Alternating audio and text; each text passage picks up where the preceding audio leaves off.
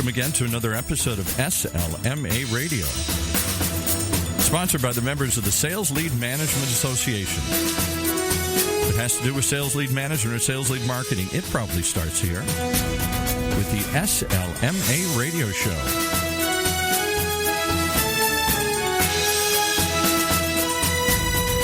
Today we're privileged to have with us a guest host, Nick Lissette. Nick's the CEO of Black Pearl. So without further ado, welcome, Nick. Thanks, Paul. Hi, I'm Nick Lissette, and I'm your host today for SLMA Radio. Today, our topic is the biggest mistakes sales and marketing people make when selling to IT. And my guest today to discuss this topic is Mike Guggermos. Now, there may be no better man in America than Mike to have this conversation with. Mike is the Chief Information Officer for Black Pearl Mail. Mike brings extensive global experience to the role, having served as a senior executive in 2 Fortune 500 firms over the last 25 years. So most recently, Mike was CIO of Insight Enterprises, where he was responsible for information technology as well as directly engaging with critical global clients. Prior to Insight, Mr. Guggermos held numerous positions with Motorola, including Corporate Vice President of Information Technology, where he was responsible for the end-to-end IT architecture, applications, infrastructure, engineering, and other IT services. Mike, thank you very much for joining us today. It's a pleasure. Thank you for having me, Nick. I'm happy to be here. We were going to try and list the number of mistakes that sales and marketing people make when selling to IT, but we only have sort of 25 minutes and the list could be quite extensive. So we've decided just to go for the biggest ones. And the one that I wanted to kind of kick off with is the instance where, you know, quite a lot of the sale has already occurred before IT get introduced. So let's take a situation where there's a company in the selling to the marketing division of an organization. And marketing are all hot and heavy. They want the product. It's exciting, but it requires IT to implement, also IT to sign off. So typically at that point, everyone's on a bit of a downer and IT are viewed as a roadblock. In your experience, when those sort of sales instances occur, what is the sort of the first move that the salespeople make that sort of puts it down the wrong track? The majority of the time, again, these answers vary by situation, but the majority of the time, the biggest mistake is they try to sell the technology versus the outcome. I have experienced it a multitude of times where they'll do compares of whatever it is that they have versus what exists in industry. A couple names came to mind, but it probably wouldn't be prudent to discuss them. Come on, we're all friends here. Bring them on.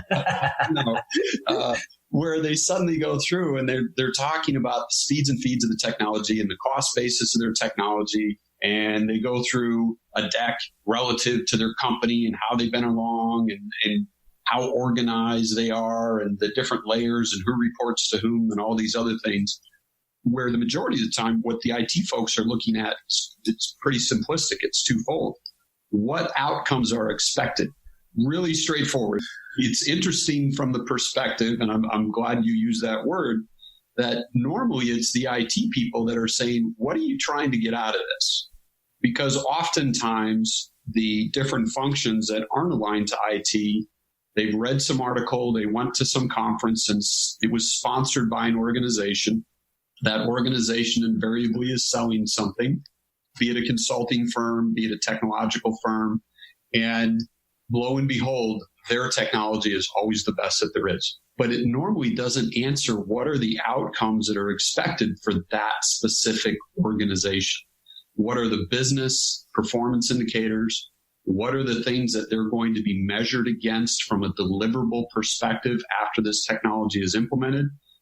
And then it will cascade down into these support outcomes, the strategy and the go-forward roadmaps, and all these other things that are linked to the technological cycles, but they shouldn't lead with that. that should be a follow-on to the discussion of, okay, great. What do you intend to do? What should we expect to see as outcomes? How will those be measured? How do they tie into our business objectives? Interesting. So that's key. So it's about outcomes. So do the outcomes typically, do they weigh more if they're financially based? How is IT teams KPI'd on deliverables to help, like, say, a marketing department or a sales department of an organization? How do they align? As always, it depends upon the organizations. And I've been fortunate to be part of very large organizations where the marketing and the IT teams worked very closely with each other. But I've heard horror stories, and I've witnessed a few of them, where for marketing in particular, much of what they do is hard to measure. Unless it's tied into a specific go-to-market type of activity with a specific type of product set over a specific period of time, and you can tie it into the activities that marketing undertook, it's really hard to quantify. So because of that, IT tends to get measured on the financials. And this is a key point as we get into cloud-based technologies and on-premise-based technologies. Understanding your audience is pretty important. The marketing team are going to have a budget. It's probably already been pre-assigned here as part of their operations to go acquire functionality and technology. The IT team has a budget going into the year. And I guarantee you, with very few exceptions, it does not include new technology for marketing. So by the finance organization on budget attainment, are they living within their budget, preferably down? Most IT organizations have a year-over-year reduction goal in conjunction with an increase.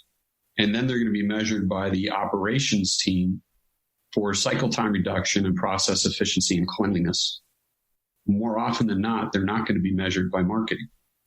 So that creates a conflict right away, particularly if the discussion is not being wrapped around the expected larger business outcomes, because marketing is hard to measure to begin with. They have a budget, which IT does not have. They're generally not measured on process efficiency. They're generally not measured on the same things that the IT, the finance, or the operation teams are measured on. And sales teams need to keep that in mind when they come in. So focus on the larger objectives for that organization, that company, not the marketing team. Interesting. And then IT, give IT the ammunition relative to the financials, relative to the process efficiencies, what other programs or projects or technologies might be able to be retired. Arm them with that information to allow them to become advocates for the marketing team or the other function that they're dealing with. And this applies to almost every function, by the way, not just marketing. Interesting. So you've identified the business value. You've pinned some dollars to it. It's ascertained that it's coming out of marketing's budget. It has to get deployed by IT. IT see the business value for it. The project is kind of stacks up. It then moves to, I guess, a risk assessment. What sort of mistakes do you see with salespeople or an organization when they're selling to IT there? And I guess if I was to load that question a little bit more, something I may be guilty of in the past is, don't worry about it, it's easy, forget about it, we'll get in there, and, failing to address the actual real detail around the risk and how that's sort of addressed and mitigated and being upfront about that. Is that something you see, or did I literally the only person that did that? No, see it all the time. I'm smiling. What are the three greatest lies told about technology? One, it uses standard integration. Two, it won't require IT support. And three, there's APIs for that.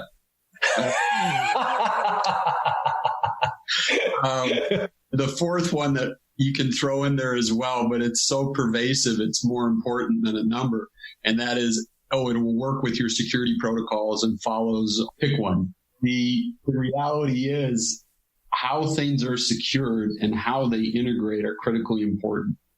I'm trying to think of an example of something from CRM through to even off-premise storage solutions and other things that didn't somehow, some way end up requiring IT support on an integration, or a security review from chief security officer and other people to go through. And I don't have a single example. What made Salesforce really successful at the front was that they would go around IT teams, and other cloud providers followed suit quickly thereafter. And then it created a massive financial issue for companies. And then they tasked IT to go in and reduce the number of instances of CRM systems and these financial systems and these. I'm trying very carefully, again, not to use too many company names, but they became very problematic. And it's because very few organizations outside of compliance, finance, and IT are held accountable to security of data and data privacy. Everybody's ultimately held accountable, but those organizations are the ones that have to put the policies and provisions in place and then monitor and manage, and then they're held accountable to the financials when sprawl occurs. It's big. It is big, and we're just going to have a little break now, and then we're going to delve right back into that, because I think with the way that data privacy is at the moment, and it's going to become more prevalent, you've really gone onto a key part there. So I'm just going to take a very brief break, and then we'll be right back. There is a company called Black Pearl, and they do email that integrates with your business email system so you can have a consistent delivery and full branding on every email you send, regardless of device or client. With their signature builder, you can upload images to your email and link them directly to any page you'd like. You can also get access to analytics, including a track and trace tab, which will tell you who clicked on those emails and when. Imagine. So if you want to learn more pearls of wisdom like this, why not check out the people who put it all in place? blackpearl.com. That's blackpearl.com. All right, with that, we'll head back and see what other pearls of wisdom we can get. Welcome back to SLMA Radio. I'm your host, Nick Lissette, and with me is Mike Guggermos. We're talking about the biggest mistakes sales and marketing people make when selling to IT, and we've uncovered some absolute crackers so far. So firstly, it's just not identifying the business value, because IT's charge is delivering that value to the business. So not articulating that value is a massive error. And the next part we were talking about is really addressing the security and data concerns that IT are also charged with ensuring, and not really fully, giving that as much emphasis as it can and trying to brush over it. And by brushing over it, you're sidestepping the elephant in the room. So what's some great ways? You've talked about Salesforce. Let's talk about some smaller organizations here, Mike. Let's think about instances where you've seen a SME-sized business selling into a larger organization, so the whale hunting, and people that have really front-footed those security concerns well. So they've got limited budgets. Maybe they don't have, armies of security and audit people behind them, but they've still addressed the concerns. Can you think of any good examples around that without being too specific with company name? Yes. There are actually a number, particularly in the HR space. Imagine that. They're pretty good with data privacy and personnel privacy. There are a number of human resource systems that go from very large scale payroll all the way down to small localized business process and even recruitment process outsourcing companies, where they built that into the core of what they do. And I'll throw some out that have turned into large scale organizations, but they started fairly small. If you take a look at NetSuite now and what it's turned into and where it's been bought. But when they started, they were focused on how to do simplistic transactions to run a company economically and simplistically, and do it in the cloud and do it securely. And they did it essentially from day one. There are also a number of financial packages that were built with the same concerns right from the beginning. And the thing that these organizations did very well, going back, what are the mistakes sales and marketing do when trying to sell to IT, is they didn't come in from the classic, tell us what keeps you up at night. Most IT leaders throw up a little bit in the back of their mouth when they hear that. Okay. What about if you could wave a magic wand and take away a pain point? What would it be? Does that make you throw it more or less? I could wave a magic wand. Yeah, that's right up there with it. The other one that is quite irritating, and again, these organizations didn't do it, and I'll tie them together in just a moment, is tell us about your strategy. What is your longer term strategy? For people that have been in the industry for a long time, what that means is I didn't do the research I should have done on your organization. Mm-hmm. I'm caught here flat-footed. I want you to tell me why I should be selling to you. I mean, that's what that translates out to, both of those statements. And so they're actually received pretty negatively by senior IT people that have dealt with this stuff for a while. What the companies I just talked about have done, when they started, and Salesforce did this, Salesforce, great example, again, when they were small, they came in and said, look, you need to be able to have access into the information that is valuable to your company. Or in most cases, they didn't even do a company, into your department. So we're going to spin up an instance in the cloud. All you need is a credit card, and you can access this great tracking tool for all of your data. And you can see who's talking to who about what, when, where, why, what deals are pending. They solved the business problem, because prior to that, all that stuff was on a piece of paper or in a spreadsheet, or a really, really outdated and poorly kept CRM system on premise. And then for the NetSuite and the other things in there, they did the same bit. They came in and they said, look, you don't have to continually be out of date in your big software program. We can keep you up to date. We can give you access to the pieces you actually use versus these large bloated programs. And we're going to host it and take care of it and allow you access to the things that matter. We're going to take the headaches away from you. They didn't say, what headaches can we take away? They came in and they laid the headaches out and they showed them and said, we're going to take care of those. It's very powerful. Nice. Does that stem from people having a better understanding of the IT team's drivers? And so to sort of reframe that question in a broader sense, do you think that generally, and I'm thinking more of small to medium-sized companies that are finding their feet more than the established ones, which clearly have their patter down, but for the ones that are kind of getting into it, do they really appreciate and understand IT's role? The successful ones do. Most of them don't. And part of that is because the IT role varies so dramatically by organization. The successful ones, or the ones that are successful more often than not, approach the IT organizations the same way that they approach themselves internally.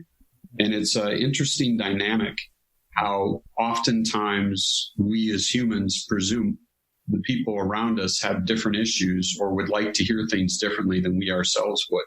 And the successful sales organizations that come in, they approach it from, what are the things I'm going to be held accountable to? What can I do to make it easier for you to meet those accountabilities or exceed them? How can I make myself invaluable to you by participating in as many areas as possible without charging additionally for it? And how can I ensure that this relationship lasts versus it's a transaction?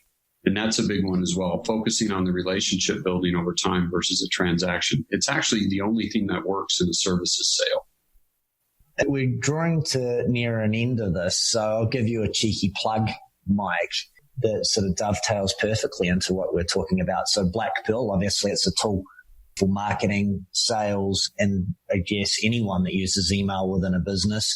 Typically in larger organizations, IT especially, are going to have a say in that. So in the last couple of minutes you've got, if you're going to impart one sage bit of wisdom to Black Pearl's sales team on how they approach IT people and IT departments, what would that be? Think of how irritating regular email is, yet how pervasive it is. And think of how the tools that we're using, Black Pearl, make it of value, make it of something that enhances the organization way beyond the sending and the receiving of the email. You actually see structures, you see how people communicate and interact, and how it makes it pop. Emails are pretty bland, and the things that what Black Pearl Mail does, these are my words. You do it much more eloquently than I do, Nick. It makes the bland beautiful. It makes the stagnant actionable. And it gives you insight into what is actually occurring and how it's occurring and when it's occurring, so you can do something with it.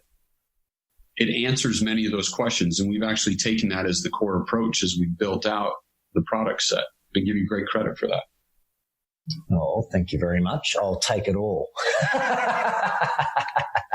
Hey, I think we're coming pretty much near the end of this. So, Mike, I just wanted to thank you very much for your time. It's so funny. I've had such great conversations with you for so long, and I think I learned more in that 30 minutes. In fact, there's so many times in that 30 minutes I was actually cringing on this, on this end of stuff, thinking of all the mistakes that I've made over the years and maybe have not even more recently. So I really thank you for your time.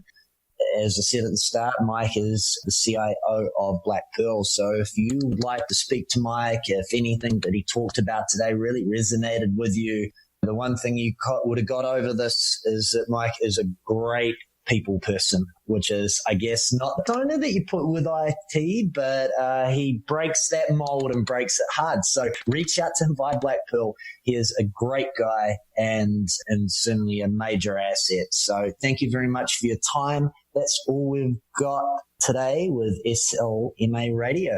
Thank you very much.